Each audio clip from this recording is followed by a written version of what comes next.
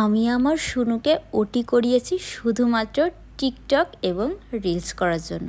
আসসালামু আলাইকুম। এই কথাটা আমার না, এই কথাটা আপনাদের।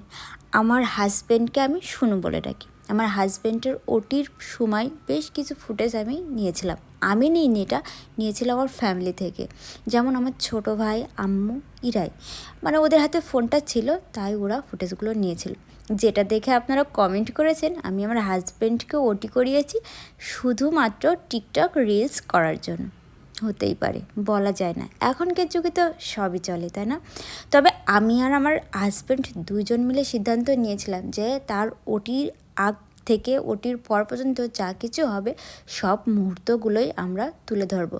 কিন্তু দুঃখের বিষয় এটাই যে সেটা আর আমি পারিনি। প্রথম দিকে ওষুধ কেনা টেনা এগুলো কিন্তু আমি আমার ভাইকে বলেছিলাম ফুটেজ নিতে।